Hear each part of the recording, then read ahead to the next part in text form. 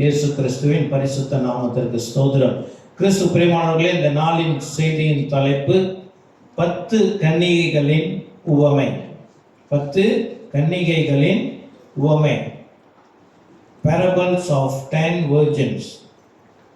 என்னோட கொடுத்திருப்பது மத்தேயு 25வது அதிகாரம், மத்தேயு 25 வசனங்கள் 1 முதல் 13 வரை. ஆமென். மத்தேயு 25 1 இருந்து 13 வரை. யாராவது ஒரு வாசிங்க.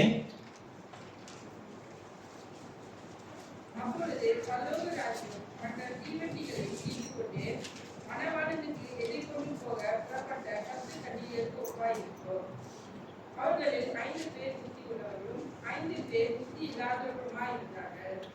புத்தி இல்லாதவர்கள் தங்கள் தீவண்டிகளை எடுத்துக் கொண்டு போனார்கள், எண்ணெயையோ கூட கொண்டு போகவில்லை. புத்தி உள்ளவர்கள் தங்கள் தீவண்டிகளோடு கூட தங்கள் பாத்திரத்தில் எண்ணெயையும் கொண்டு போனார்கள். மணவாளன் வர தாமதித்த போது அவர்கள் எல்லோரும் நித்திரை மயக்கம் அடைந்து தூங்கிவிட்டார்கள். நடுராத்திரியிலே இதோ மணவாளன் வருகிறார், அவருக்கு எதிர்கொண்டு போக புறப்படுங்கள் என்கிற சத்தம் உண்டாயிற்று. அப்போது அந்த கன்னிகைகள் எல்லோரும் எழுந்திருந்து தங்கள் தீவண்டிகளை ஆயத்தப்படுத்தினார்கள். புத்தி இல்லாதவர்கள் புத்தி உள்ளவர்களை நோக்கி, உங்கள் எண்ணெயில் எங்களுக்கு கொஞ்சம் கொடுங்கள், எங்கள் தீவண்டிகள் அணிந்து போகிறது என்றார்கள். புத்தி உள்ளவர்கள் பிரதியுத்தரமாக, அப்படி அல்ல, எங்களுக்கும் உங்களுக்கும் போதாமல் இல்லாதபடி நீங்கள் விற்கிறவர்களிடத்தில் போய் உங்களுக்காக வாங்கிக் கொள்ளுங்கள் என்றார்கள். அப்படியே அவர்கள் வாங்க போன போது மணவாளன் வந்துவிட்டார். ஆயத்தமாய் இருந்தவர்கள் அவரோடு கூட கல்யாண வீட்டுக்குள் பிரவேசித்தார்கள். கதவும் அடைக்கப்பட்டது. பின்பு மற்ற கன்னிகைகளும் வந்து, ஆண்டவரே ஆண்டவரே, எங்களுக்கு திறக்க வேண்டும் என்றார்கள். அதற்கு அவர், உங்களை அறியேன் என்று மெய்யாகவே உங்களுக்கு சொல்கிறேன் என்றார். மனுஷன் குமாரன் வரும் நாளிகையாவது நீங்கள் அறியாதிருக்கிறபடினால் விழித்திருங்கள்.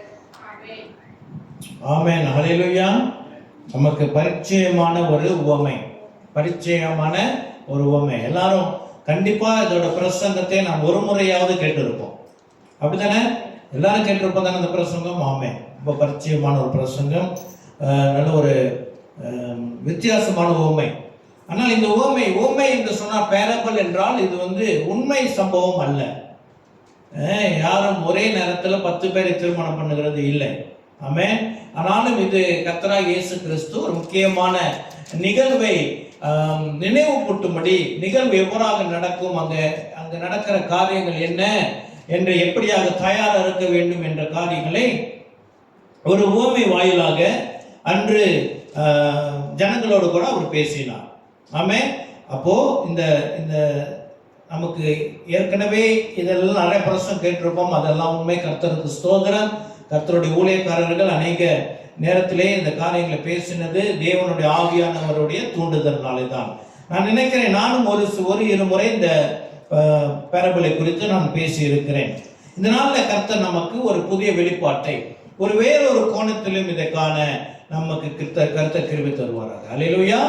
சரி, கிறிஸ்து பிரியமானவர்களே, 25வது அதிகாரத்தில் முதல் வசனம் எப்படியாக சொல்லுகிறது?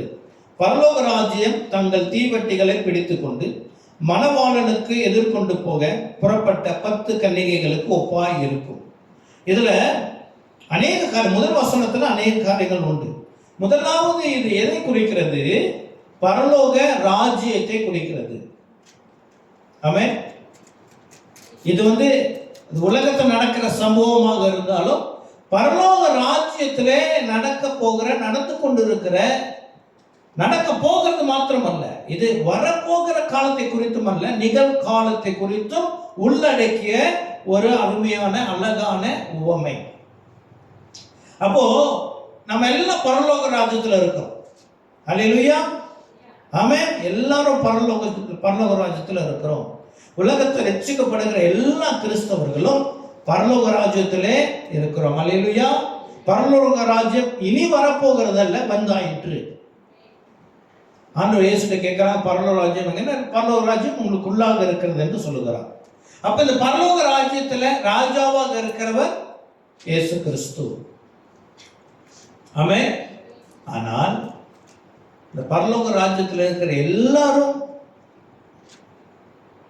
பரலோகத்துக்கு போவார்களா அப்படின்னா இந்த உவமை சொல்லுகிறது இல்லை. ஏன் அப்படின்றால் பரலோக ராஜ்யத்துல தான் இந்த 10 கன்னிகளும் இருக்கிறாங்க. ஆமென். இந்த 10 வெர்ஜன்ஸும் 10 கன்னிகளும் இனி பரலோக ராஜ்யத்துக்கு போக போறது இல்லை. பரலோக ராஜ்யத்தில் என்ன நடக்குது என்று காட்டுகிறார். 10 பேரும் எங்க இருக்கிறார்களா? பரலோக ராஜ்யத்தில் தான் இருக்கிறார்கள். அப்ப பரலோக ராஜ்யம் என்று இருப்பது நம்ம மிக சுலபமாக எளிதாக நாம் விளங்கிக் கொள்ள வேண்டும் என்று சொன்னால், எளிதாக விளங்கிக் கொள்ள வேண்டும் என்றால் இது கிறிஸ்தவம். நம்ம கிறிஸ்டியானிட்டி இருக்குது இல்லையா, இதுதான் பரலோக ராஜ்யம். அது இன்னும் ஆழமாக பேசலாம், அது ஒரு பெரிய சப்ஜெக்ட். தேவன் ராஜ்யத்தை குறித்து பாஸ்டர் ஒரு தடவை ப்ரீச் பண்ணாரு, ஞாபகம் இருக்குங்களா? நான் நினைக்கிறேன் பிலமோன் புத்தகத்தில் இருந்து, பிலமோனுக்கு எழுதின நிருபத்தில் இருந்து பரலோக ராஜ்யத்தை குறித்து பாஸ்டர் அழகா பேசினார். ஆமென். அப்ப சுருக்கமா சொல்லணும்னா நம்ம வாழ்கிற நம்ம இருக்கிற நம்ம விசுவாசமானது கிறிஸ்தவத்தில் இருக்கணும் இல்லையா? கிறிஸ்துவை நம்பினவர்கள் இருக்கிறது பரலோக ராஜ்யம். ஆமென். அதுல இயேசு கிறிஸ்து தேவாதி தேவனாக ராஜாதி ராஜாவாக நம்மை ஆளுகை செய்கிறார். அல்லேலூயா. வருகிற நாட்கள் ஆளுகை செய்ய போறாரா? உண்மை. இந்த நாட்கள்ல இன்றும் நம்மை அவர் ஆளுகை செய்கிறார். அதனால்தான் அவர் நமக்கு ஆண்டவராக இருக்கிறார். ஆமென். சரி, இப்ப இந்த 10 பரலோக ராஜ்யத்துல யார் இருக்கிறாங்க? 10 கன்னிகைகள் இருக்கிறாங்க. அல்லேலூயா. 10 பேரும் கன்னிகைகள், மணவாளனுக்காக காத்து கொண்டிருக்கிற கன்னிகைகள். அப்ப ஏன் இங்க வேதம் இப்படியாக கன்னிகைகள் சொல்லுகிறது என்று சொன்னால், இயேசு கிறிஸ்துவை விசுவாசிக்கிறவர்கள் இயேசு கிறிஸ்துவை மாத்திரம் விசுவாசிக்க வேண்டும். ஏனென்றால் இயேசு கிறிஸ்துவுக்காக அவர்கள் நியமிக்கப்பட்டிருக்கிற மணவாட்டி. தன்னை கற்புள்ளவர்களாக இந்த மணவாட்டி திருமண நாளுக்காக மணவாளனுக்கு தன்னை ஒப்பு கொடுக்க வேண்டிய ஒரு முக்கியமான ஒரு பாத்திரமாக சபை கருதப்படுகிறது. ஒவ்வொரு கிறிஸ்தவர்களும் தன்னுடைய மணவாளனுக்கு மாத்திரம் தன்னை எப்படியாக இருக்கணும்? ஒப்பு கொடுக்கிற மணவாளனோடு கூட மட்டும் ஒரு உறவினர்களாக இருக்க வேண்டும். அப்போ இந்த இடத்துல இந்த 10 கன்னிகைகள்ல 10 பேர் புத்தியுற்றவர்களாம், 10 பேர் புத்தி உள்ளவர்களாம். அப்போ புத்தி அற்றவர்களும் என்ன செய்யறாங்க? மணவாளனுக்காக கன்னிகையா இருக்கிறாங்க. ஆமே. என்ன அர்த்தம்? இவர்கள் விசுவாசம், இவர்கள் யார் விசுவாசிக்கிறார்கள்? இயேசு கிறிஸ்துவை மாத்திரம் விசுவாசிக்கிறார்கள். அல்லேலூயா. இப்ப இந்த வெர்ஜினிட்டியை இழந்து போகிறது என்றால் யார் அப்படின்னா, பொதுவா வெர்ஜினிட்டியை ஒருவருக்கும் மேற்பட்டவர்களோடு உடல் உறவு கொள்வது பழக்கம் உள்ளவர்கள் தான் என்ன சொல்லுவாங்க? நாட் வெர்ஜின் அப்படின்னு. ஆமே. திருமணத்துக்கு முன்பதாக இந்த மாதிரி காரியத்தில் ஈடுபடுகிறவர்கள் கன்னி என்ற ஸ்தானத்தை இழந்து விடுவார்கள். அப்படிதானே? அப்போ என்னன்னு சொன்னா, கிறிஸ்துவுக்காக தன்னை கிறிஸ்துவை மாத்திரம் விசுவாசிக்கிற ஒரு கன்னியாக நம்மை அவர் வருகை வரைக்கும் நாம் பாதுகாத்துக் கொள்ள வேண்டுமா? அல்லேலூயா. ஆக கிறிஸ்துவுக்கு மாத்திரம் நம்முடைய ஆராதனையை ஏறெடுக்கிறவர்களாக இருக்க வேண்டும். புனித கேம்ல டாக்டர் டாக்டர் டேனியல் வேலு ஐயா சொன்ன ஒரு புதிய காரியம் எனக்கு அது பெரிய ஆசீர்வாதமாக இருந்தது. என்னென்றால், இப்ப அநேக மூட நம்பிக்கைகள் நமக்கு இருக்கும் இல்லையா? பாரம்பரியமாக மூட நம்பிக்கைகள் நமக்குள்ளாக நிறைய இருக்கும். ஆமென். நிறைய இருக்கும். நம்முடைய கிறிஸ்தவ வாழ்க்கையில் இருக்கிற அநேக மூட நம்பிக்கைகள் அது பிசாசினாலே தந்திரமாக நம்முடைய மனிதருடைய வாழ்க்கைக்குள்ளாக திணிக்கப்பட்டது. ஆக தேவனுக்கு பிரியமல்லாத அல்லது வேதத்துல இல்லாத காரியத்தை நாம் செய்யும் பொழுது அது பிசாசுக்கு ஆராதனையாக ஏறெடுக்கப்படுகிறது என்ற ஒரு தகவல் எனக்கு மிகவும் புதிதாக இருக்குது. ஞாபகம் இருக்குதானே அவர் சொன்னது? அதாவது பல உதாரணங்கள் இருக்கும். நான் அவர்கிட்ட ஒரு சில உதாரணங்களை சொல்லி கேட்டு கன்ஃபார்ம் பண்ணேன். அவர்கிட்ட கேள்வி கேட்கும் போது எனக்கு சொன்னேன் இல்லையா, நான் அவர்கிட்ட பர்சனலாக கேள்வி கேட்டேன். உதாரணத்திற்கு இப்போ என்ன சொல்லலாம், சிலருக்கு சாப்பிட்ட பிறகு இந்த தட்டில் தண்ணி ஊற்றுற பழக்கம் இருக்கு. அநேகருக்கு என்ன இருக்கு, தட்டில் தண்ணி ஊற்றி வைப்பாங்க. என்னதான் தட்டு காயப்படும், தட்டு காய்ஞ்சா வயிறு காஞ்சிருமா? கேள்விப்பட்டிருக்கீங்க தானே? ஒருவேளை உங்களுக்கு இருந்துச்சுன்னா நீங்க மாத்திருக்கீங்க. தட்டு காஞ்சிச்சுன்னா வயிறு காயாது. நம்மை போஷிக்கிறவர் கர்த்தர். ஆமென். அப்ப என்ன சொல்றோம், இந்த தட்டுல நான் தண்ணி ஊத்துனேன்னா எனக்கு அடுத்த வேளை சாப்பாடு கிடைக்காம போயிடும், வயிறு காஞ்சி போயிடும். நான் சாப்பாட்டுக்கு என்ன மரியாதை கொடுக்கணும்.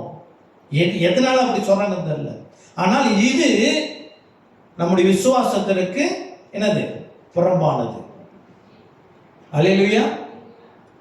இப்போ நான் என்ன செய்தேன், சமீபத்தில் நான் ஒரு இடத்துக்கு போயிருந்தேன். அங்கே வந்து அது ஒரு ஆஃபீஸ். அந்த ஆஃபீஸில் வந்து இந்து தெய்வங்களினுடைய படங்கள்லாம் மாட்டி இருந்துச்சு. ஓகே, அப்போது நான் உட்காந்து நான் யோசிச்சு கொண்டு இருந்தேன். அது அவங்களுடைய இது அவங்க வச்சுக்கிறாங்க, நான் அதை பற்றி ஒன்றும் குறை சொல்லலை. இப்போது அந்த அடையாளங்கள் அங்கே மாட்டப்படுகிறது எதை குறிக்கிறது என்றால், அது அந்த அங்கே இருக்கிற அந்த உரிமையாளர் அந்த மதத்தை சார்ந்தவர். ஆமே, அந்த மதத்தை சார்ந்தவர். சரி, இப்போ நான் ஒரு கிறிஸ்தவன். இப்போ நான் ஒரு கிறிஸ்தவன் என்கிற என்னுடைய அடையாளத்தை நான் குடியிருக்க வீட்டிலேயோ அல்லது நான் தொழில் செய்கிற இடத்துலையோ நான் எப்படி, நான் இந்த விசுவாசத்தில் தான் இருக்கிறேன், இயேசு கிறிஸ்து தான் என்னுடைய தேவன் என்று நான் எப்படி வெளிப்படுத்துவது? எப்படி? கிராஸ் வைக்கணும். கிராஸ் வச்சா தெரிஞ்சிருமா? அஃப்கோர்ஸ் தெரிஞ்சிடும், அஃப்கோர்ஸ் தெரிஞ்சிடும். ஆனால் வேதத்தில் நம்ம கிராஸ் வைக்க சொல்லி நமக்கு கட்டளை விடப்படவில்லை. இது பாரம்பரியமாக வருகிற ஒரு செயல். அது தப்பென்று நான் சொல்லவில்லை. ஆனால் ஆதி திருச்சபையில் அவர்கள் பயன்படுத்தின அந்த சிம்பல் வந்து மீன் சிம்பல் தான் பயன்படுத்தினாங்க. நான் ஏற்கனவே சொல்லி கொடுத்துருக்கேன், மீன் சிம்பல் தான் பயன்படுத்தினாங்க. இது ரோம கிங் கான்ஸ்டன்டைன் இருந்து வந்தது தான் அந்த சிலுவை அடையாளம். அப்போ வேதத்தில் நம்மை அடையாளப்படுத்துவதற்கு எதுவுமே சொல்லப்படவில்லை. அப்போ நான் எப்படி என்னுடைய விசுவாச நான் யார் என்று நான் எப்படி நான் காட்டுவது? இப்போ டெர்வின், நீங்க வந்து உங்க அப்பா தான் பாலா அப்படின்னு நீங்க எப்படி நீங்கள் பாலாவுடைய மகன் என்று அடையாளப்படுத்தப்படுவீங்க? எழுதி போட்டுக்குவீங்களா, my father's name is Bala, நான் இன்னாருடைய மகன், நான் இன்னாருடைய மகள் அப்படின்னு நம்ம என்ன செய்வோம்? எழுதி போடுவோமா? என்னது, எங்க போய் ஒளிஞ்சாலும் நம்முடைய முகச்சாடை காட்டி கொடுத்துரும். ஆமே, நான் தேவனுடைய மகன், பிதாவுடைய மகன் என்ற அந்த சாயல் நம் முகத்தில் இருக்கும். அதான் நம்மளுடைய அடையாளம். அல்லேலூயா, அதுதான் நம்முடைய அடையாளம். நான் சமீபத்தில் ஒரு கடைக்கு போயிருந்தேன். அங்கே நான் வழக்கமாக போகிற ஒரு கடை. அங்கே அந்த ஒரு இந்தோனேஷியன் பெண் அங்கே வேலை செய்து கொண்டு இருந்தாங்க. அவங்களுக்கு நான் பல வருஷமாக அவங்கள பார்க்குறாங்க. ப்ராபப்ளி 10-15 வருஷமாக நான் அவங்கள பார்க்குறேன். இந்த முறை அவங்க சொன்னாங்க, சில பேர் விசேஷமாக உங்களை பார்க்கும் பொழுது தெரியுது நீங்கள் தேவ பக்தி உள்ளவர் என்று சொல்லிட்டு அவங்க சொன்னாங்க. ஆனால் எங்கள் இனத்திலேயே அந்த மாதிரி யாரும் இருக்கிறது இல்லை, ரொம்ப பேர் அந்த மாதிரி இருக்கிறது இல்லை அப்படின்னு சொல்லி என்ன சொன்னாங்க, என்கிட்ட சொன்னாங்க. கர்த்தர் நாம் மகிமையடையட்டும். அப்போ நம்ம எப்படி இருக்க வேண்டும்? நம்மை தேவனை பிரதிபலிக்கிறவர்களாக இருக்க வேண்டும். நம்முடைய அடையாளம் நம்ம கிறிஸ்துவ, நம் தேவனுடைய மகிழ்ச்சி நமக்குள்ளாக இருக்க வேண்டும். தேவனுடைய பிரகாசம் நமக்குள்ளாக இருக்க வேண்டும். அல்லேலூயா, அது நம்மளுடைய அடையாளமாக இருக்க வேண்டும். சரி, நான் என்ன சொல்லிக்கிட்டு இருந்தேன்? அங்கே வந்து எதை சொல்லிக்கிட்டு இருந்தேன் சொல்லுங்க. பரலோக ராஜ்யம், 10 கன்னிகைகள். சரி, வேறு அந்த அந்த மூட நம்பிக்கைகள் இருக்கும் என்று சொன்னால், அந்த பழக்க வழக்கம் நமக்கு இருக்கும் என்று சொன்னால், அது என்னவாம்? அந்த ஆராதனை நாம் கிறிஸ்துவுக்கு மாத்திரம் கொடுக்கறதில்லை, பிசாசுக்கும் ஆராதனை போகிறது.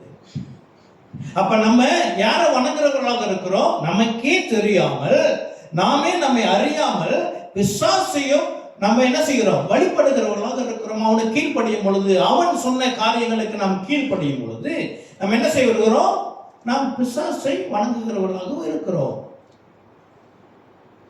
அது கூடாத காரியம். ஆனா இங்கோ அங்க இருக்கிற 10 பேரும் கன்னிகைகளாம்.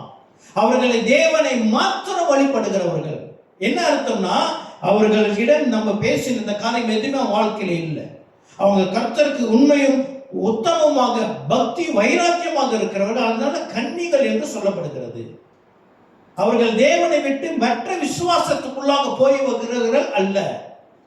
அநேகர் சில ஆசீர்வாதங்களுக்கு அங்க போங்க, இங்க போங்க, அங்க போயிட்டு இது பண்ணிட்டு வந்தா அது இருக்கும், இங்க போனா அது கொடுக்கும், இங்க போனா கொட்டி கொடுக்கும், இங்க போயிட்டு இது விளக்கு ஏற்றி வச்சா அப்படி வரும், இங்க போயிட்டு கேண்டல் கொளுத்தினா இப்படி வரும், இங்க போயிட்டு மொட்டை அடிச்சா அப்படி வரும். அந்த மாதிரிலாம் போவாதவர்கள் தியாபோஜன்ஸ். அல்லேலூயா, ஆமென்.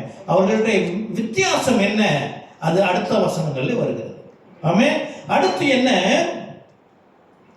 இவர்கள் 10 பேரும் மணவாளனுக்கு காத்து கொண்டு இருக்கிறார்கள். இது விசேஷமாக இல்லையா? இவங்கள்ட்ட இருக்கிற குணாதிசயம் என்ன? 10 பேரும் கிறிஸ்துவுக்கு காத்து கொண்டு இருக்கிறார்கள். அல்லேலூயா. இது ஒரு அழகான சர்ச். முதல் வசனத்தில் இருக்கிற சர்ச் இருக்கு இல்லையா? வெளியிலே பார்க்கும்போது அழகான சர்ச். எல்லாரும் வந்துட்டாங்க. 10 பேர் யாராச்சும் அங்க ஆக்சுவலி அங்க 15 பேருங்க, 10 பேர் தான் வந்திருந்தாங்க அப்படி எழுதப்பட்டிருக்கா? இல்லை. அப்பனா ஃபுல் அட்டெண்டன்ஸ். சபை நிறைஞ்சிருக்குது. எல்லாரும் என்ன செய்யறாங்க? ஆண்டவரையே துதிக்கிறாங்க. எல்லாரும் என்ன செய்யறாங்க? கர்த்தருக்காக காத்து கொண்டு இருக்கிறாங்க. ஓ, பியூட்டிஃபுல் சர்ச். முதல் வசனம். அப்புறம் என்னது? அவங்க கையில் என்ன இருக்குதான்? எல்லா கையிலையும் விளக்கு, தீவட்டிகள் இருக்கிறதா. சும்மா காத்துக்கிட்டு அவங்க ஆயத்தத்தோட காத்து கொண்டு இருக்கிறாங்க. ஏன்னா யூத திருமணங்கள் அநேக நேரங்களிலே இரவுல தான் நடக்குமா. அந்த 1 தெசலோனிக்கர் 4:16-17 இருக்கு இல்லையா? இயேசு கிறிஸ்து பூமிக்கு வருகிற சபையை எடுத்துக்கொள்ள ராப்சர் வசனம் இருக்கு இல்லையா? அது யூத திருமணத்தோடு கூட சம்பந்தப்பட்டதாக இருக்கிறது. உங்க பிள்ளைங்களாம் நீங்க இது முன்னுக்கு இந்த பிரசன் கேட்டதில்லை. உங்களுக்காக நான் கொஞ்சம் போயிட்டு வரேன். சில பேர் கேட்டதால நமக்கு மறுபடியும் இது ஆசீர்வாதமாக இருக்கும். யூத திருமணம் எப்படி நடக்கும் என்றால், திருமணத்திற்கான ஒரு என்கேஜ்மெண்ட் முதலாவது நடந்துவிடும்.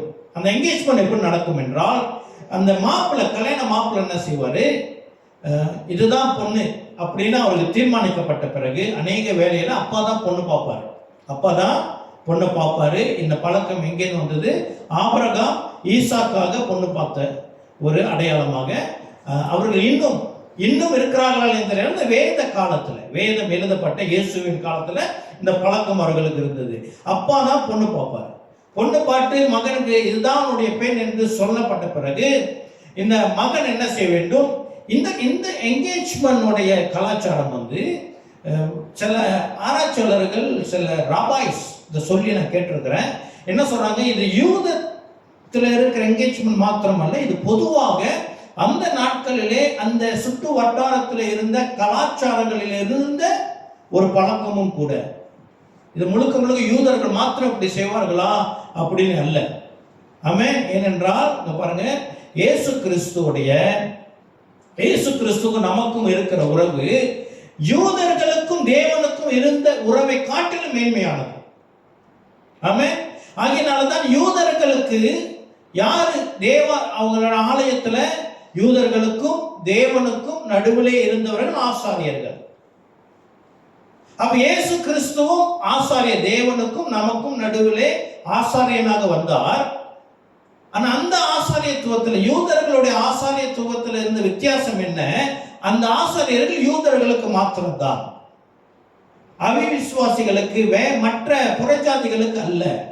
ஆகையினால்தான் எபிரேய புத்தகத்தில் இயேசு கிறிஸ்து யூத ஆரோனின் வம்சத்துல ஒரு ஆசாரியனாக காட்டப்படவில்லை, மாறாக மெல்கிசேதேக்கின் வம்சத்துல ஒரு ஆசாரியனாக அவர் காட்டப்படுகிறார். என்ன, அவர் யூதர்கள் மாத்திரம் தேவன் அல்ல, முழு உலகத்துக்கும் தேவன்.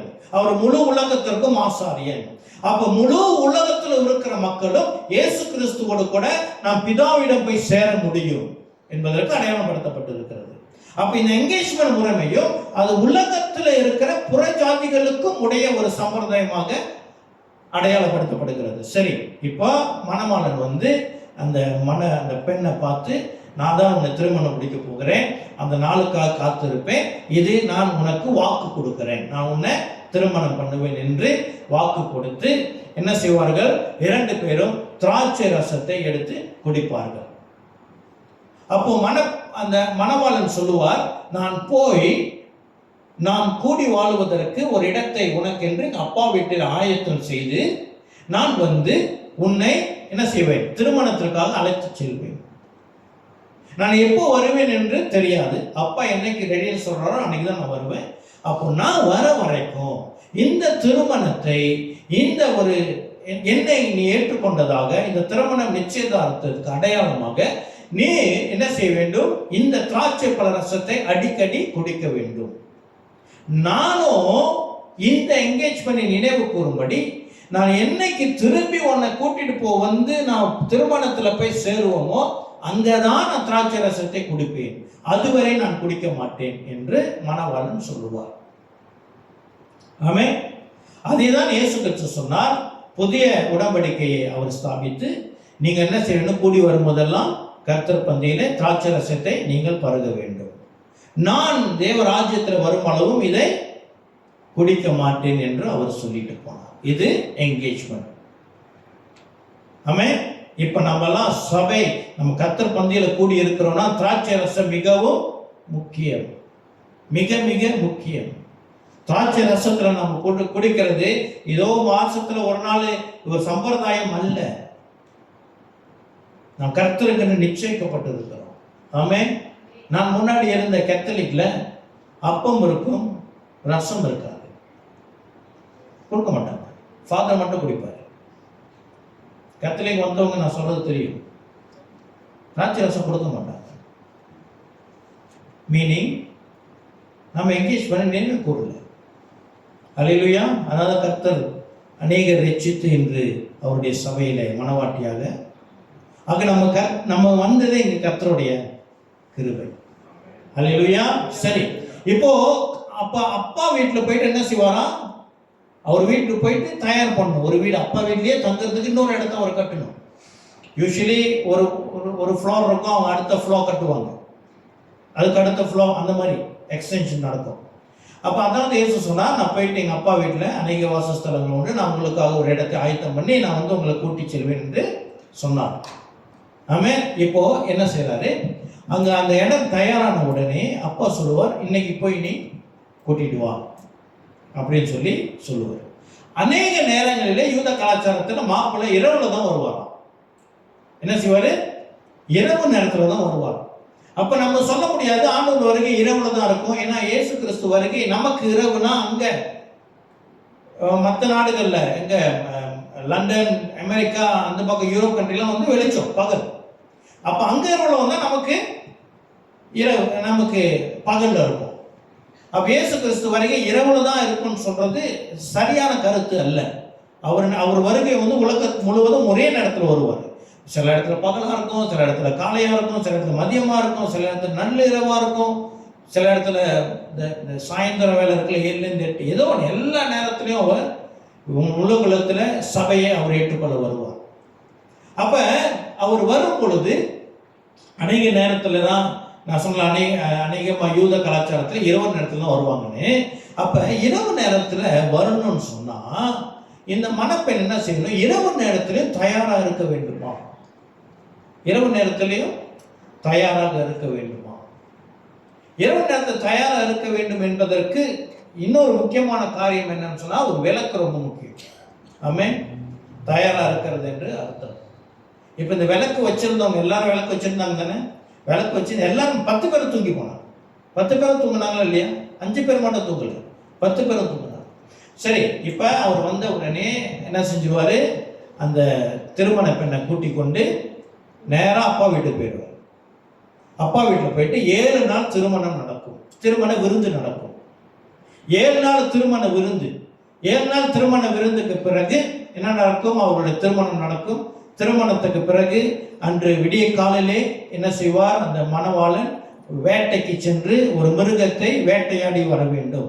கர்த்தருடைய வருகையில் அதான் நடக்க போகிறது. என்ன, இயேசு கிறிஸ்துடைய வருகை நடுவானத்திலே எக்கால சத்தத்தோடு சபை எடுத்துக்கொள்ளப்பட்ட பிறகு 7 ஆண்டு பரலோகத்திலே திருமண ஆட்டுக்குட்டியானவருடைய திருமண விருந்து.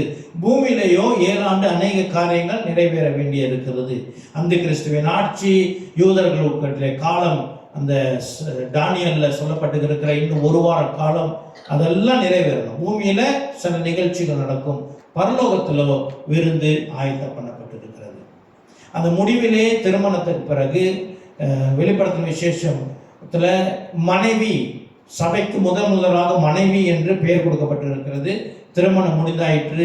இயேசு கிறிஸ்து பூமிக்கு இறங்கி வந்து 2ஆம் வருகை, பகிரங்க வருகையில் இறங்கி வந்து பிசாசை என்ன செய்வார், அவர் பிடித்து அவர் 1000 ஆண்டு சிறையிலே அடைப்பார். ஆமென். இது வருகைக்கான காரியம். சரி, இப்போ அந்த வருகைக்காக இந்த 10 கன்னிகைகளும் காத்து கொண்டிருக்கிறார்களாம். 10 பேர் என்ன செய்யறாங்க, காத்து கொண்டிருக்கிறாங்க. கையில் என்னது, தீவட்டிகள், வெளிச்சம், விளக்கு இருக்கிறது. ஏனென்றால் அவர்கள் காத்து இருக்கிறது இரவு நேரம். இரவு நேரத்தில் காத்து கொண்டிருக்கிறவர்கள். சரியா? அப்போ தேவ ராஜ்யம் கிறிஸ்தவ விசுவாசம், அதோடைய விளக்கு எதை குறிக்கிறது, வெளிச்சம் எதை குறிக்கிறது என்றால் கிறிஸ்தவ வாழ்க்கையை குறிக்கிறது. நாம் கர்த்தருக்கென்று பிரகாசிக்கிறவர்களாக இருக்க வேண்டும். மத்தேயு 5:14 யாரை சொல்லுங்க, மத்தேயு 5:14. நம்ம வாழ்க்கையில எப்படியாக நாம் வாழ வேண்டும் என்ற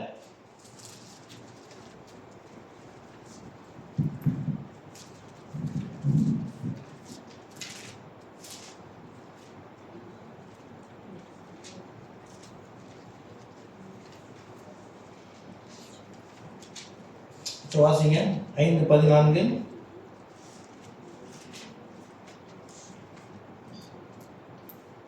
நீங்கள் என்ன போட்டிருக்கு, நீங்கள் யாரு, கல்வின் படிங்க, படிங்க படிங்க. நீங்கள் உலகத்துக்கு வெளிச்சம். யார் வெளிச்சமா? எங்கிருந்து வெளிச்சம் வரும்? விளக்கிலிருந்து வெளிச்சம் வரணும். ஹல்லேலூயா. இந்த 10 பேர் கையில வெளிச்சம் இருக்குதா? 10 பேர் கையிலையும் என்ன இருக்கு, தீவட்டிகள் உண்டு. அவ உலகத்து வெளிச்சமாக தான் இருக்கிறாங்க, அதுலேயும் வித்தியாசம் இல்லை. நான் முதல்ல சொன்னால இந்த சபை அழகான சபை. வெளிச்சம் வந்து அந்த அந்த 5வது அதிகாரத்தை வாசிச்சோம்னா, நீங்கள் விளக்கை கொளுத்து மரக்கால்களை வைக்க மாட்டீங்க. பட்டணத்துக்கு மேலே இருக்கிற வெளிச்சம், அதாவது என்னன்னு சொன்னால் வெளிச்சமானது மறைக்க முடியாது. அது எங்கே வச்சாலும் அது வெளியே தெரிந்து விடும். அப்ப வெளி தோற்றத்துல கிறிஸ்தவர்களுடைய நிலை இங்கே எழுதப்பட்டிருக்கிறது. அழகான சபை, எல்லாருடைய வெளிச்சமும் வெளியே தெரிகிறது. அல்லேலூயா, ஆமென். அடுத்து இதுல இருக்கிற கன்னிகள் யாருன்னா, முதல் சொன்ன அவர்கள் கிறிஸ்தவர்கள், கிறிஸ்துவுக்கென்று ஒப்புவிக்கப்பட்ட கன்னிகள். சரியான வாழ்க்கை தான் வாழ்றாங்க. Yes, true. அவர்கள் வேற யாரையும் என்ன செய்யல, நம்மள விசுவாசம் வேற எங்கேயும் போல, இயேசுவுக்கு மாத்திரமே ஆராதனை ஏறெடுக்கிறவர்கள். இங்க இருக்கிற மணவாளன் அங்க இருக்கிறார் இல்லையா, அங்க யார் வரா, மணவாளனுக்கு காத்து கொண்டு இருக்கிறாங்க இல்லையா, அது இயேசு கிறிஸ்துவை குறிக்கிறது. இந்த சம்பவம் நான் முதல்ல சொன்னது போல இது ரப்சரை கொடுக்கிற சம்பவம். இப்ப அடுத்த வசனத்துக்கு போவோம். அவர்களில் 5 பேர் புத்தி உள்ளவர்களும் 5 பேர் புத்தி இல்லாதவர்களுமாய் இருந்தார்கள். 5 பேருக்கு புத்தி இருக்குதான், 5 பேருக்கு புத்தி இல்லையா? அப்பனா நம்மளுடைய மொழியில் நம்மள ரொம்ப அழகானது இருக்குது. நம்ம அன்றாட வார்த்தையை பயன்படுத்தினா என்ன சொல்றது, இந்த 5 பேர் முட்டாள்கள், இன்னும் 5 பேர் புத்திசாலிகள். அந்த வார்த்தையை பயன்படுத்தலாமா இல்லையா? சில கண்டெம்பரரி வார்த்தை, அப்பப்போ வார்த்தை சொன்னாதான் நமக்கு புரியும். ஆமென். இப்போ இந்த புத்தி இல்லாதவர்கள் வார்த்தை கிரேக்க மொழியில மோரோஸ் என்று சொல்லப்படுகிறது. மோரோஸ், MOROS, மோரோஸ். இந்த மோரோஸ் என்ற வார்த்தை தமிழ், இங்கிலீஷ்ல ஒரு வார்த்தை இருக்கு, மோரான் அப்படின்வாங்க. அது ரொம்ப சக்காஸ்டிக்கான ஒரு வார்த்தை. அது சாதாரண ஒரு முட்டாள் சொல்ல. மோரான்னா அவன் அந்த வார்த்தைக்கு என்ன அர்த்தம் சொல்றான். இந்த மோரோஸ் அல்லது மோரான் இந்த வார்த்தைக்கு என்ன அர்த்தம்னா, அவன் வந்து என்ன சார் படிச்ச முட்டாள், வடிகட்ட முட்டாள். டல் அண்ட் ஃபிளாட் அப்படின்னு சொல்லப்பட்டது. டல்னா எதுவுமே ஏறாது. மென்டலி இனர்ட் அப்படின்னு போட்டிருக்கு. இனர்ட் என்ன அர்த்தம்? INERT. ஒன்றும் விளங்காத. ஓகே, ரொம்ப மோசமாக இருக்குது தமிழில் சொல்லணும்னா. இங்கிலீஷில் ரொம்ப அழகாக இருக்கு பேசி பார்க்குறதுக்கு. டல் இன் அண்டர்ஸ்டாண்டிங், புரிஞ்சுக்கொள்ள தன்மையே இருக்காது, விளங்காதவன் அப்படி சொல்லலாமா? Okay. Nonsensical, nonsense, lacking in grip on reality. அதாவது உண்மையை அறிந்து உண்மையை ஏற்றுக்கொள்வதற்கு அவங்களால பிடிச்ச காலுக்கு 3 கால்னா 3 காலையும் நிற்பான். இப்படிதான், எப்படி இல்லை, இதுதான் அப்படிதான் என்ன சொல்ல வந்தார். சரியா? அந்த வார்த்தை அவதான சொல்ல. கர்த்தரை மாத்திரம் விசுவாசிக்கிற நல்ல ஒரு விசுவாசிகள்ல பாதி பேர் இப்படி இருக்கிறாங்க. நம்ம சேர்ச்சை பத்தி சொல்லு. No no no no no இல்ல இல்ல இல்ல இல்ல, இது நம்ம சேர்ச்சி இல்ல, இது அங்க வேற வேற இடத்துல. சரியா?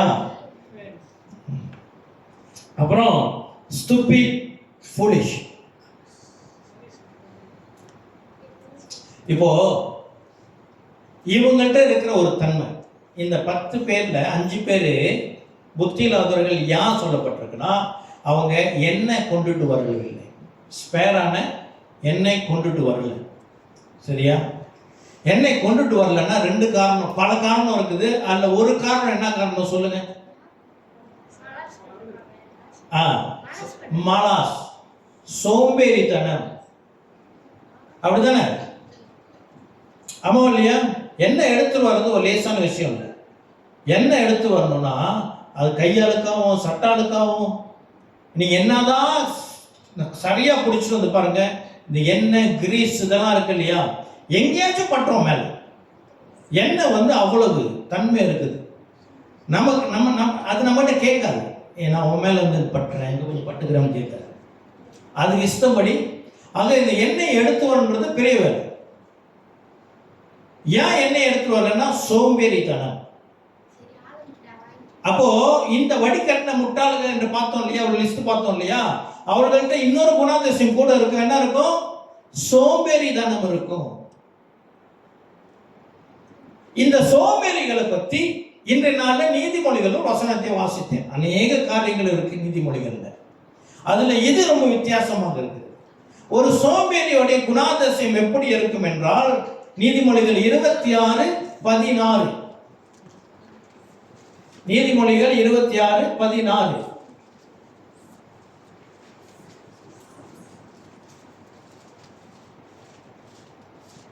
புத்தியுள்ள 60 பேர் சொல்லத்தகும் 7 பேரை பார்க்கிலும் சோம்பேறி தன் பார்வைக்கு அதிக ஞானம் உள்ளவன். சோம்பேறி தன் பார்வைக்கு அதிக ஞானம் உள்ளவன். சோம்பேறி என்ன செய்வானா, நான் ரொம்ப பண்டாயிடலாம், நான் ரொம்ப புத்திசாலி, எனக்கு எல்லாம் தெரியும். என்னது? எனக்கு எல்லாம் தெரியும். இதுதான் உங்களுக்கு. போங்க, எனக்கு தெரியும், என்கிட்ட சொல்லி இருக்காது. I know everything. அப்ப புத்தி இல்லாத 5 கன்னிகைகள்கிட்ட இருந்த இன்னொரு குணாதிசயம் என்ன? we know everything. என்னது? எங்களுக்கு தெரியும். மணவாளன் வர்றதுக்கு கொஞ்ச நேரத்தில் வந்துருவாரு, அதுக்கா ஸ்பேன் வேணும்? நோ நோ நோ, வேணும்ல.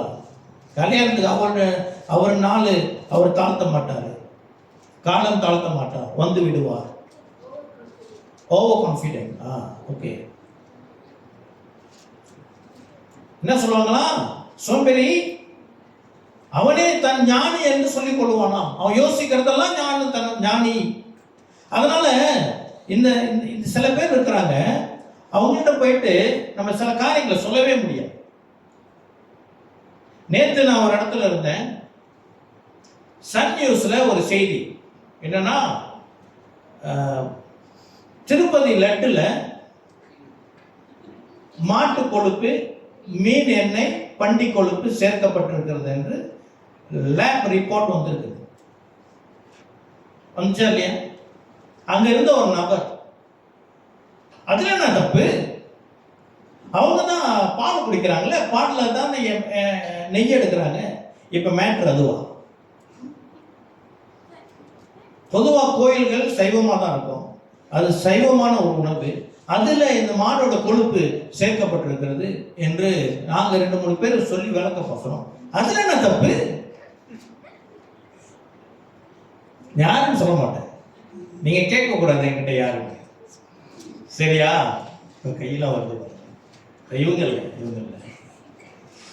நம்ம சொல்லி விளக்க முடியாது. சொந்தமா அவங்க ஞானத்திலேயே அவங்க என்ன செய்வாங்க, மிதப்பாங்க. உட்காந்து பிரசங்கத்தை கேட்க மாட்டாங்க.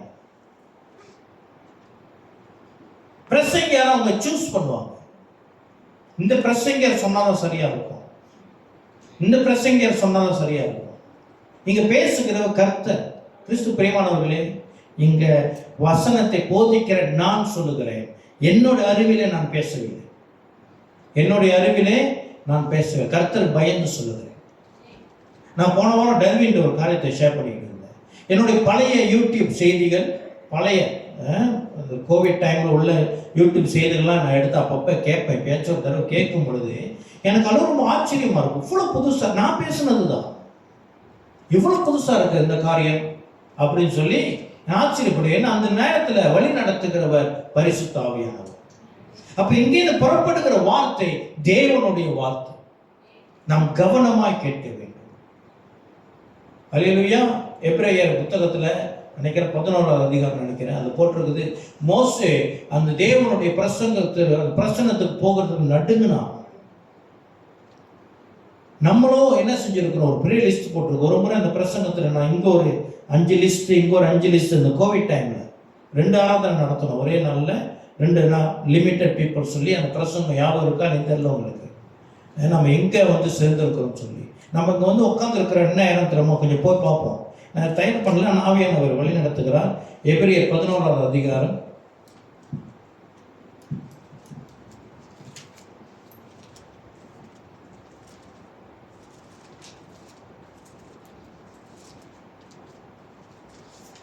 12வது அதிகாரம் 20லேருந்து வாசிங்க. 20லேருந்து 19 கூட வாசிக்கலாம் கொஞ்சம் வேகமா.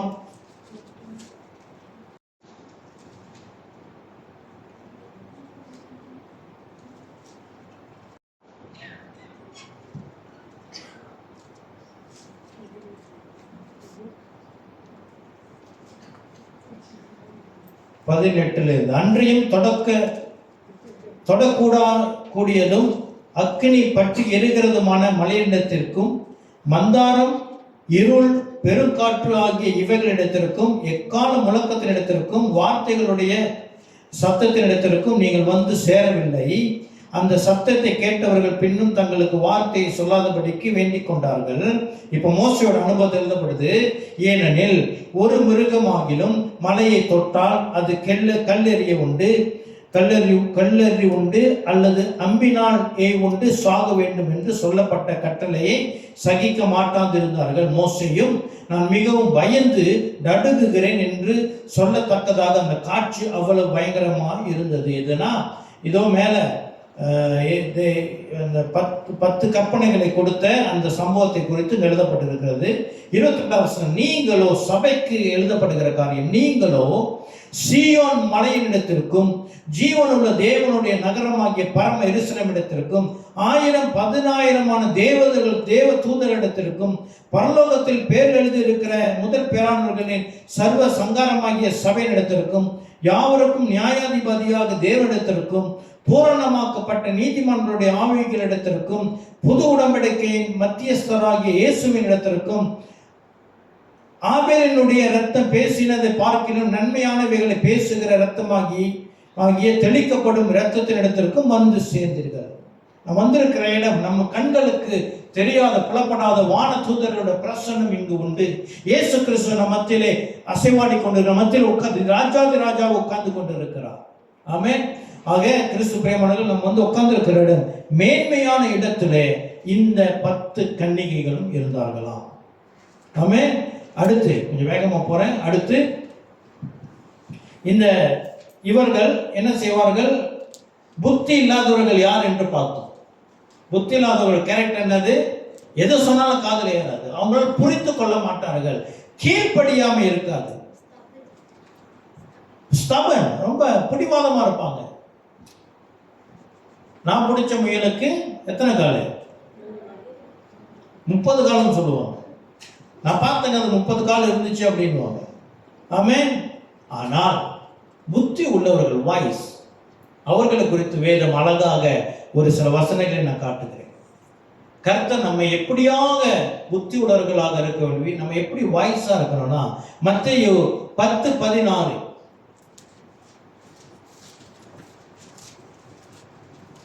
மத்தேயு 10:16 வேகமா படிங்க.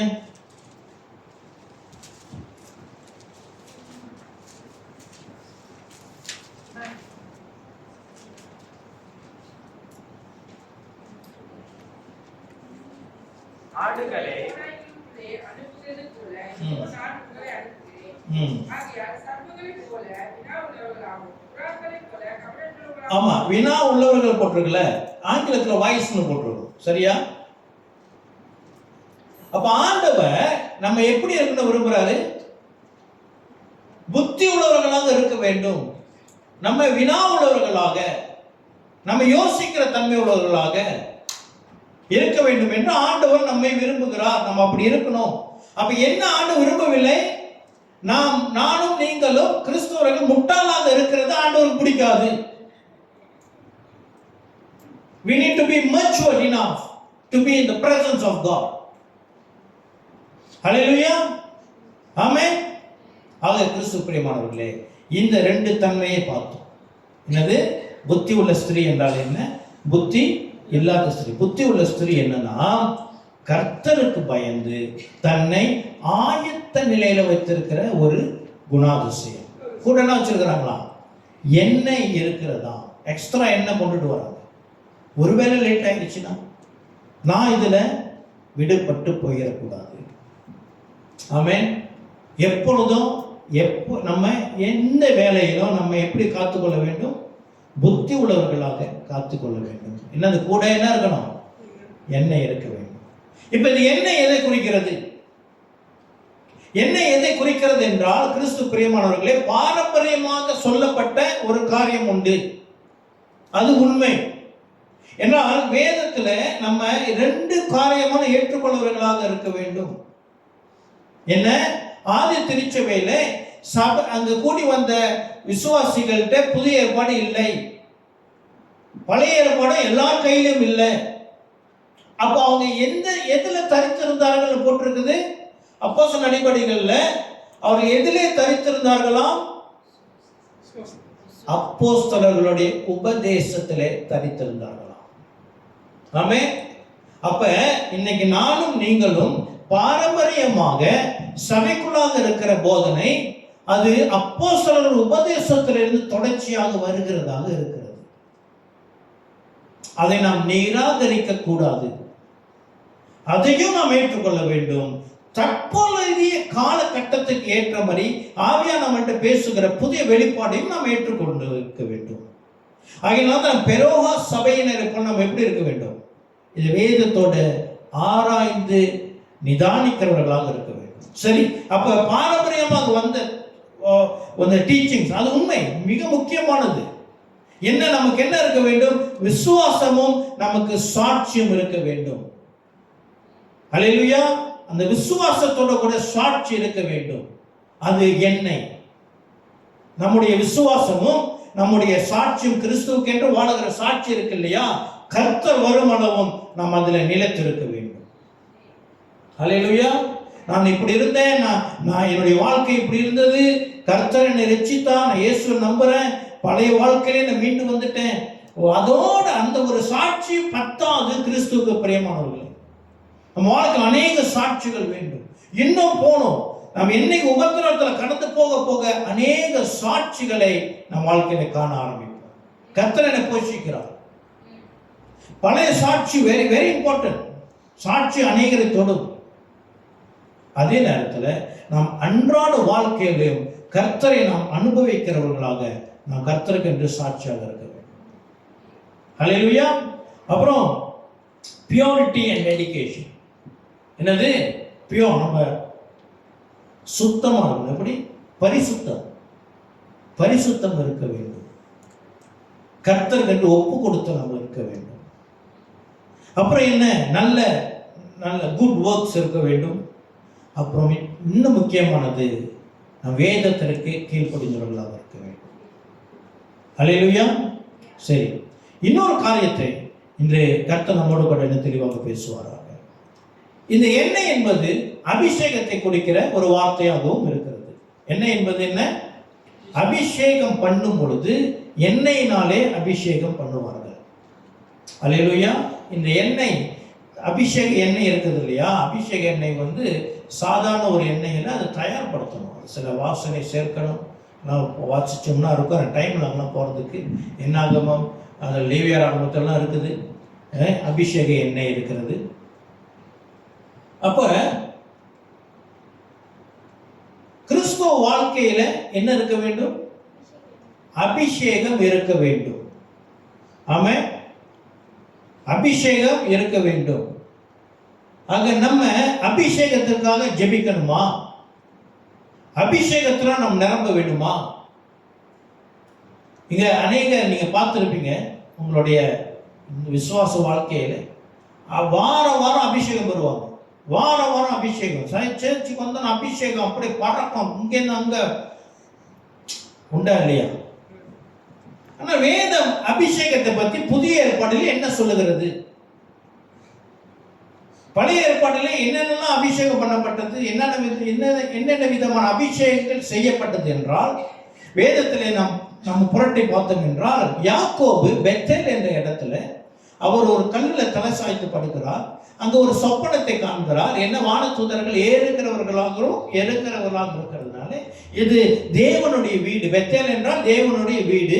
ஆக அந்த அவர் தலை சாய்ந்த அந்த கல்லை அவர் அபிஷேகம் பண்ணி, எண்ணெயினாலே அபிஷேகம் பண்ணி, இது தேவனுடைய வீடு என்று அபிஷேகம் பண்ணுகிறார்.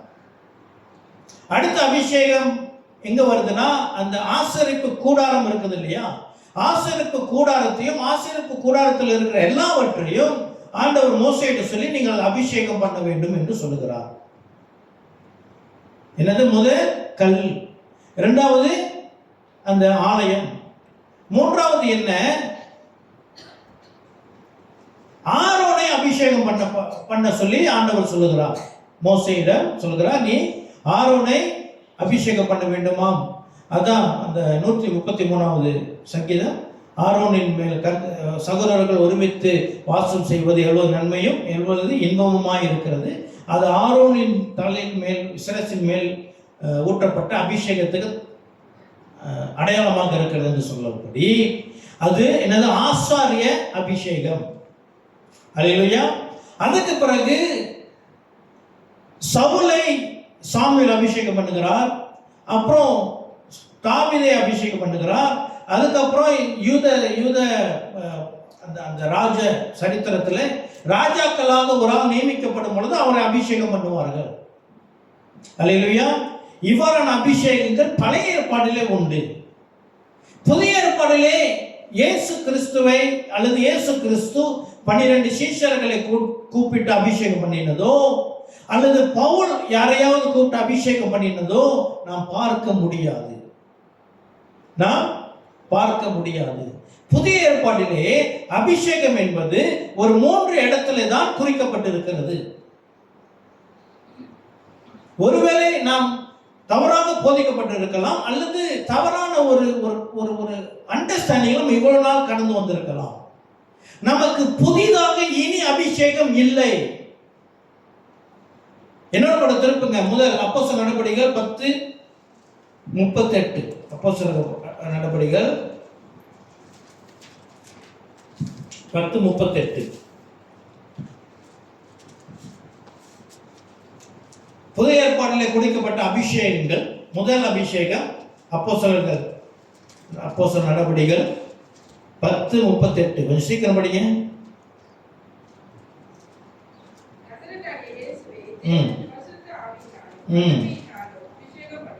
ஆமென். ஓகே, போதும்.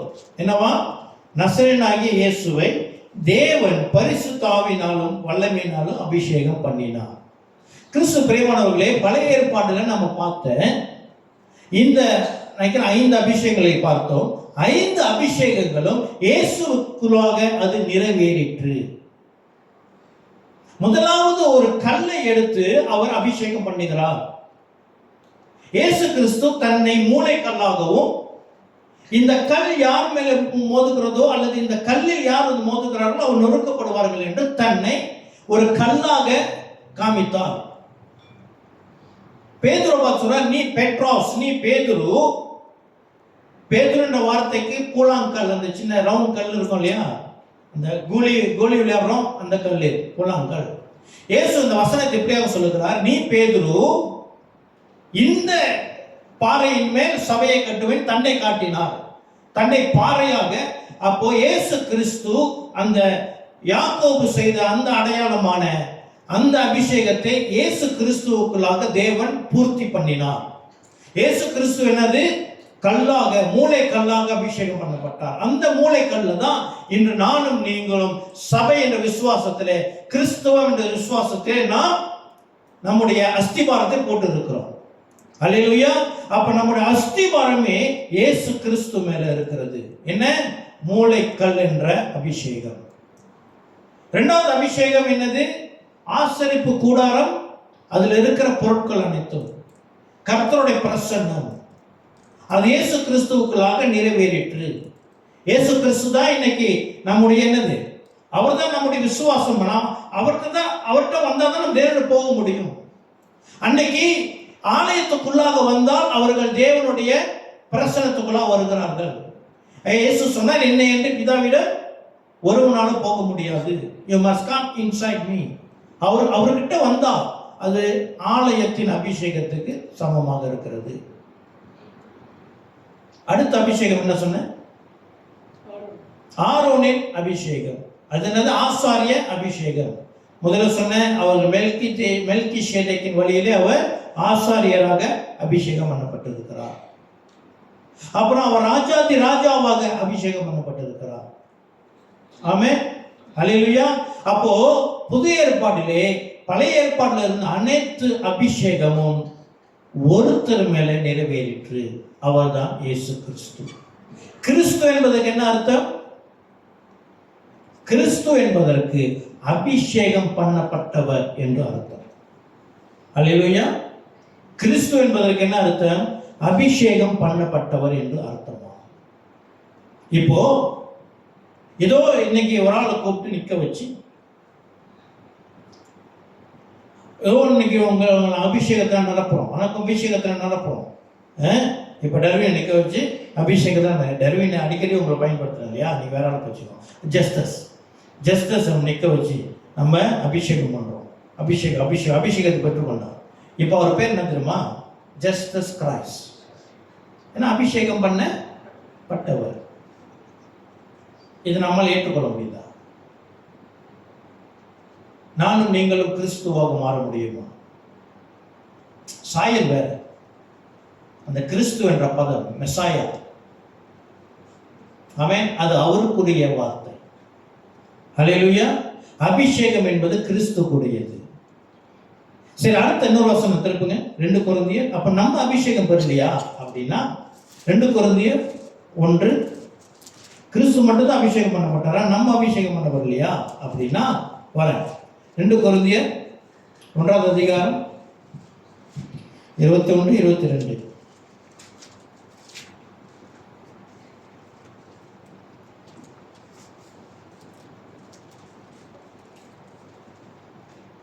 உங்களோடு கூட எங்களையும் கிறிஸ்துவுக்குள் ஸ்திரப்படுத்தி நம்மை அபிஷேகம் பண்ணினவர் தேவனே. என்னவா? உங்களுடனே கூட எங்களை கிறிஸ்துவுக்குள் ஸ்திரப்படுத்தி நம்மை அபிஷேகம் பண்ணினவர் தேவனே.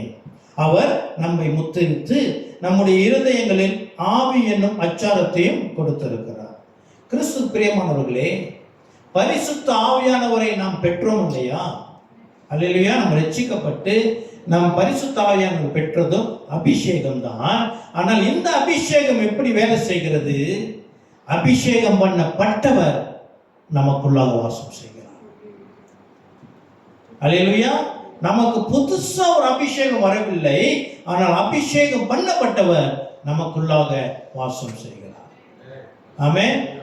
யோவான் 14:23 வாசித்தீர்கள் என்றால் என்னது? நாங்கள் அவருக்குள்ளாக குடிக்கொள்வோம், அவருக்குள்ளாக வாசம் செய்வோம் என்று இயேசு சொல்லுகிறார். ஆமென்.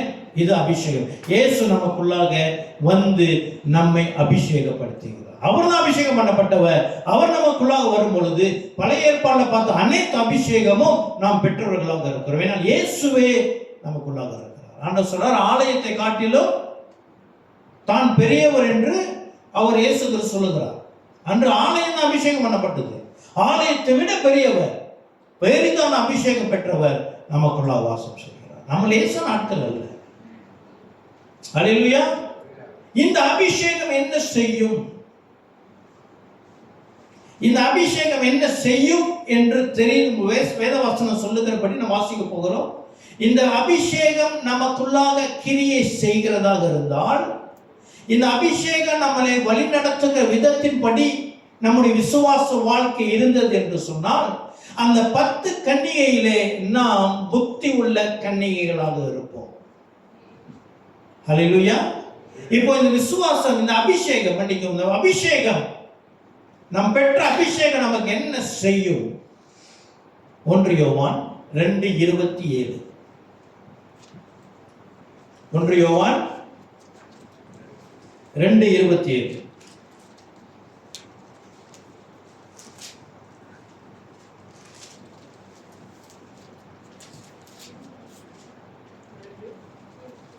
நீங்கள் அவராலே பெற்ற அபிஷேகம் என்னதான்?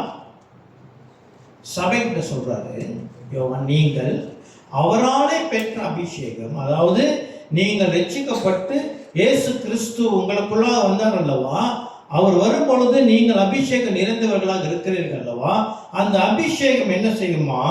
அந்த அபிஷேகம் உங்கள் நிலைத்திருக்கிறது, ஒருவரும் உங்களுக்கு போதிக்க வேண்டுவதில்லை. அந்த அபிஷேகம் சகலத்தையும் குறித்து உங்களுக்கு போதிக்கிறது. அது சத்தியமாய் இருக்கிறது, பொய்யல்ல. அது உங்களுக்கு போதித்தபடியே அவரில் நிலைத்திருப்பீர்களாக. அல்லேலூயா. என்ன? இந்த அபிஷேகம் நம்ம என்ன செய்யும்? கிறிஸ்து என்பவர் நமக்குள்ளாக நிலைத்திருந்தால் நாம் அவருக்குள் நிலைத்திருப்போம். இந்த வசனம், அபிஷேகம் பண்ணப்பட்டவர், வார்த்தையானவர், இந்த இயேசு கிறிஸ்துவானவர், வார்த்தையானவர் என்ன செய்வார்? நம்மை வழி நடத்தி நம்முடைய விளக்கு அணைந்து விடாதபடி, நம்முடைய விளக்காக வெளிச்சமாக இருக்க வேண்டிய நம்முடைய சுபாவம் கர்த்தர் வருமளவும் அது அமைந்து விடாதபடி நமக்கு எப்பொழுதும் அவர் வெளிச்சமாக, எண்ணெயாக, அபிஷேகம் கொடுக்கிறவராக இருப்பார். இந்த அபிஷேகம் புதுசா நம்ம பெறுகிறது அல்ல. இங்க என்ன போட்டிருக்குது? நீங்கள் அவராலே பெற்ற அபிஷேகம், பாஸ்ட் டென்ஸ். பெற்றுட்டோம், எப்பயே பெற்றுட்டோம். நமக்குள்ளாக எல்லாம் அபிஷேகம் உண்டு. அல்லேலூயா. நம்ம என்ன செய்ய வேண்டும்? அவ்வப்பொழுது இதை நினைவு கொண்டு நம்ம ஆண்டவருக்கு நன்றி சொல்லி நாம் புதுப்பித்து அவரோடு கூட என்ன செய்ய, களி கூறுவர்களாக இருக்க வேண்டும். அல்லேலூயா. அபிஷேகம் பண்ணப்பட்டவர் நமக்குள்ளாக இருக்கிறாராம். அபிஷேகம் பண்ணப்பட்டவர் நம்ம மத்தியில் வந்து இருக்கிறார். அல்லேலூயா. இது மேலான அபிஷேகம். இந்த அபிஷேகம் நமக்கு கற்றுக் கொடுக்குமா?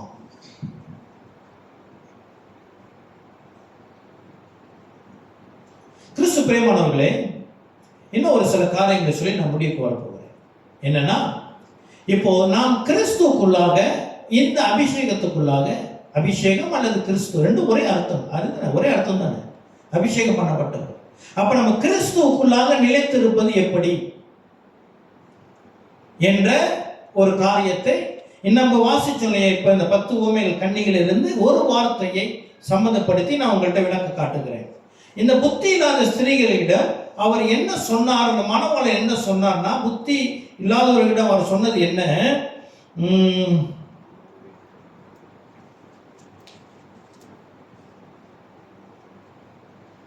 11வது வசனம், 12 வாசிக்கிறேன். 11 வாசிக்கிறேன். பின்பு மற்ற கன்னிகைகளும் வந்து, ஆண்டவரே ஆண்டவரே எங்களுக்கு திறக்க வேண்டும் என்றார்கள். என்ன ஆயிடுச்சு, திறக்க என்ன சம்பவம் என்னன்னா, 10 கன்னிகைகளும் விளக்கு வச்சு காத்து கொண்டு இருந்தாங்க. 10 பேரும் தூங்கி போனார்கள். கவனிக்கணும், 10 பேரும் தூங்கி போனார்கள். இந்த தூக்கம் என்ற வார்த்தை என்ன வார்த்தை, எதை குறிக்கிறது? தூக்கம் என்றால் ஆவிக்கு தூக்கம் இல்லை, ஆத்மாவுக்கு தூக்கம் இல்லை, சரீரத்துக்கு தான் தூக்கம் தேவை. ஆமென். அப்ப இந்த தூக்கம் என்பது உலக வாழ்க்கையை குறிக்கிற ஒரு வார்த்தையாக இருக்கிறது. இந்த 10 பேரும் கர்த்தருக்கு காத்து கொண்டு இருந்தாலும் இவர்கள் உலகத்திலே சராசரி வாழ்க்கையை வாழ்ந்து கொண்டிருக்கிற சராசரி மனிதர்கள். இப்ப நானும் நீங்களும் கர்த்தரை காத்து கொண்டு இருக்கிறோம், அல்லேலூயா. ஆனாலும் நானும் நீங்கள் நம்முடைய தனிப்பட்ட வாழ்க்கையை, நான் தனியாக வாழ்ந்து கொண்டிருக்கிறேன், நீங்கள் தனியாக வாழ்ந்து கொண்டிருக்கிறீர்கள். இது உலக வாழ்க்கையை குறிக்கிறதற்கான ஒரு அடையாளம். அது தப்பு அல்ல. இதுல இந்த புத்தி இல்லாதவர்கள் செய்த தப்பு என்ன, தூங்கினதா தப்பு இல்லை. அப்ப உலக வாழ்க்கையிலே கர்த்தருக்கு பயந்து நாம் எப்படி வாழணும், அப்படி வாழ்ந்து கொண்டிருக்கலாம். இல்ல உலகத்துல இருக்கிற மாதிரி நீங்க கலகலரா சட்டை போட முடியாது. கிறிஸ்துவ வெள்ளை மாத்திரம் தான் போடணும். என்னது, நீங்க ஜுவல்லர்ஸ்லாம் சங்கிலி தங்கலாம் பாய்க்க கூடாது, போன் பாய்க்க கூடாது, சில சர்ச்சில் போதனை மருந்தே எடுக்கக்கூடாது இருக்குது, டாக்டரின்ஸ் இருக்குது, மருந்து தொடக்கூடாது. அது அல்ல. உலக வாழ்க்கையிலே நாம் கர்த்தருக்கு பயந்து வேதத்தின்படி நம்ம சரியாக வாழ்ந்து கொண்டு இருக்க வேண்டும். அல்லேலூயா. இப்போ புத்தி இல்லாதவர்கள், இந்த பெண்கள் என்ன செய்யறாங்க, மணவாளன் வராது, சத்தம் கேட்குது, உடனே தங்களுடைய விளக்கெல்லாம் எடுத்து தயார்படுத்துறாங்க. பார்த்தா விளக்குக்கு எண்ணெய் இல்லை அவங்கள்ட்ட, அது அமைந்து போக நிலையில் இருக்குது. அப்படி சொல்றாங்க. என்னது, புத்தி 8வது வசனம், புத்தி இல்லாதவர்கள் புத்தி உள்ளவர்கள் நோக்கி, உங்கள் எண்ணெயில் எங்களுக்கு கொஞ்சம் கொடுங்கள், எங்கள் தீவட்டிகள் அணைந்து போகிறதே என்றார்கள். அணைஞ்சிருச்சுன்னு சொல்ல, அணைந்து போகிற அளவுக்கு வந்துருச்சு. ஆமே. அப்போ என்ன செய்யறாங்க, இல்லை நீங்க போய் வாங்கிக்கிங்க, அவங்கள்ட்ட கொடுத்தனா எங்களுக்கு பத்தாது, நீங்க போய் வாங்கிக்கிங்கன்னு சொல்லி வாங்க போறாங்க. வாங்க போனே மணவாளன் வந்தாரு, இவங்களை கூட்டிட்டு உள்ள போனதுக்கு அப்புறம் கதவு பூட்டப்பட்டாயிட்டு. இப்போ அவங்க எண்ணெயை வாங்கிட்டு வந்துட்டு கதவு தட்டுறாங்க. கதவை தட்டி என்ன சொல்றாங்க, பின்பு மற்ற கன்னிகளும் வந்து, ஆண்டவரே ஆண்டவரே எங்களுக்கு திறக்க வேண்டும் என்றார்கள். அதற்கு அவர், உங்களை அறியேன் என்று மெய்யாகவே உங்களுக்கு சொல்லுகிறேன். Wait a minute. இவர் தான் என்கேஜ்மெண்ட் பண்ணாரு. இவர் தான் என்ன சொன்னாரு, நான் வருமளவும் இதை நீங்க இந்த திராட்சை ரசத்தை நீ குடிக்க வேண்டிய, இவர் தான் சொன்னாரு. என்கேஜ்மெண்ட் பண்ணிட்டாரு தானே. இப்ப திருமணத்தை அழைச்சி இப்போ வந்திருக்கிறாரு. பட் சொல்றாரு, நான் உங்களை அறியேன், நான் உங்களை அறியேன் என்று சொல்லுகிறேன். என்ன நடக்குது, எப்படி இவர் இவங்களை அறியாம போனாரு அப்படி என்றால், இன்னொரு உவமையில தெளிவாக சொல்லப்பட்டிருக்கிறது. மத்தேயு 7 21 23.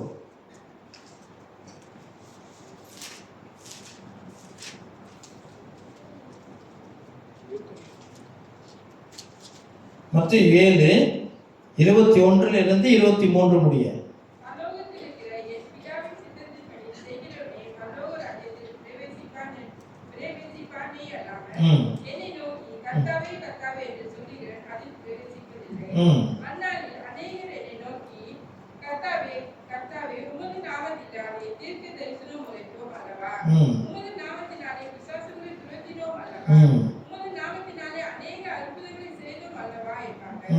அப்பொழுது நான் ஒரு காலம் உங்களை அறியவில்லை அக்கிரமம் செய்கிறக்காரரே என்னை விட்டு அகன்று போங்கள் என்று அவர்களுக்கு சொல்வேன். ஆமென். என்னவா தீர்க்க தரிசனம் சுருக்கமா சொன்னா தீர்க்க தரிசனம், அப்புறம் என்னது, பிசாசுகளை துரத்தணும், அப்புறம் அற்புதங்களை செய்யணும், இதெல்லாம் ஊழியம். ஊழியம் செய்கிறதுனாலே நாம் பிதாவுடைய சித்தத்தை செய்கிறோம் என்று அர்த்தம் இல்லையா? அப்படித்தானே சொல்லுது வசனம். அதாவது ஊழியம் செய்யற தப்பு நான் சொல்லு நோ. என்னன்னா இது பத்தாது. It's not enough. என் பிதாவின் சித்தத்தின்படி செஞ்சா ஐ நோ யூ, எனக்கு ஒண்ணு தெரியும். பிதாவுடைய சித்தம் என்ன, பிதாவுடைய சித்தம் என்ன என்பதற்கு ஒரு சுருக்கமான காரியத்தை சொல்லுகிறேன். இன்னொரு திருப்பி அநேகமாக கடைசி வசனமா இருக்கும். மத்திய 25:31 இருந்து வாசித்தோம் என்று சொன்னால், இப்போ நான் வாசிக்கிறேன், முழு வசனமும் இல்லை. மத்திய 25:31 இருந்து இந்த சம்பவம் என்ன வாசிக்கிறோம் என்றால், அன்றைய மனுஷகுமாரத்தை மகிமை பொருந்தினார் சகல பரிசுத்தத்துவங்கள் வரும்போது சகல ஜனங்களையும் சேர்க்கப்பட்டு செம்மறியாடுகளையும் வெள்ளாடுகளையும் அவர் என்ன செய்கிறார், வெவ்வேறாக பிரித்து வைக்கிறார். அதில் இந்த செம்மறியாடுகள் செய்கிறது என்ன, அவர் பசியாக இருந்தார், அவருக்கு சாப்பாடு கொடுத்தாங்களாம். தாகமாக இருந்தேன், அவர்களுக்கு தண்ணீர் கொடுத்தார்களாம். ஆடையின்றி இருந்தார்களாம், அவர்களுக்கு ஆடை கொடுத்தார்களாம். அப்போ கிறிஸ்து பிரியமானவர்களே, இயேசு கிறிஸ்து இங்கே என்ன சொல்லுகிறார், இங்கே ஒரு நியாயத்தீர்ப்பு. அவர் யாரை அறிந்திருக்கிறார் என்றால், மத்தேயு 7 படித்தோம் இல்லையா, என்னது, நம்ம பேர்னால பிசாசு ஓட்டின அற்புதம் செஞ்சோம் உங்களை தெரியாது என்று சொன்னவர் இங்கே யாரை தெரியும் என்று சொல்லுகிறார். யாரு 5 புத்தி உள்ள ஸ்திரீகளாக கருதப்படுகிறார்கள் என்றால், இயேசு கிறிஸ்து பசியாக இருக்கும் பொழுது, அதாவது இயேசு கிறிஸ்து பசியாக இருப்பார், ஏழைகள், பசியாக உள்ளவர்கள், நோயுற்றவர்கள், ஆடை இல்லாமல் இருக்கிறவர்கள், இவர்களை நாம் சந்திக்கிறவர்களாக இருக்கிறோம். அல்லேலூயா. இப்போ நீங்கள் பெற்ற அபிஷேகம் உங்களுக்கு போதிக்கும் என்று சொல்லுகிறது. இங்க நின்று போதிக்கிறோமே, இது அல்ல. என்னது, நம்ம நின்று போதிக்கிறோமே, நீங்கள் நம்ம பெற்ற அபிஷேகமே நம்மளுக்கு போதிக்க மாட்டோம், நம்ம எதுக்கு சேர்ச்சுக்கு வரணும்? ஆமே, அது அல்ல. நாம் பெற்ற அபிஷேகம் நமக்கு எதை போதிக்கும் என்றால், கர்த்தருடைய சித்தத்தை எவ்வாறு செய்வது, கர்த்தருடைய சித்தத்தை நான் எப்படி அறிந்து கொள்வது, கர்த்தர் சித்தத்தை நான் செய்கிறது என்ன, கர்த்தருடைய சித்தம் என்றால் என்ன என்று கர்த்தராக இயேசு கிறிஸ்து வார்த்தையானவர் நமக்குள்ளாக வாசம் செய்கிறவர். இந்த வார்த்தை நமக்கு போதிக்கும், நீ எதை செய்ய வேண்டும், எதை செய்யக்கூடாது. அல்லேலூயா. கிறிஸ்து பிரியமானவர்களே, கர்த்தருடைய சித்தம் என்ன? நாம் ஏழைகளுக்கு உதவுகிறவர்களாக இருக்க வேண்டும். ஏழைகளுக்கு உதவுகிறவர்களாக நாம் இருக்க வேண்டும். கிறிஸ்து பிரியமானவர்களே, கடைசி நாட்களில் நாம் வாழ்ந்து கொண்டு இருக்கிறோம். ஆமே. நான் ஒரு ஆலோசனை கொடுக்கிறேன். எல்லாரும் வேலை செய்கிறவர்களாக இருக்கிறீர்கள் என்று சொன்னால், உங்களுக்கு ஒரு வருமானம் வருகிறது என்று சொன்னால், நீங்கள் என்ன செய்யுங்க, ஒரு ஏழை குடும்பத்தை நீங்கள் தத்தெடுத்து கொள்ளுங்கள். இது கட்டாயம் அல்ல, ஒரு ஆலோசனை. ஒரு ஏழை குடும்பத்தை நீங்கள் தத்தெடுத்து ஒரு மாதத்துக்கு ஒரு முறை அவர்களுக்கான குரோசரிஸ், ஒரு 100லேருந்து 150, 200 வெள்ளி, அந்த மாதிரி பேசிக்கான ஒரு அரிசி, உணவுப் பொருட்களை நீங்கள் என்ன வேண்டும், ஒரு குடும்பத்தை தேர்ந்தெடுங்க. பிள்ளைங்க படிக்கிற இடத்துல படிக்கிற பிள்ளைங்க, உங்களுக்கு தெரியும், கூட படிக்கிற பிள்ளைகள் யாரும் கஷ்டப்படுறாங்க.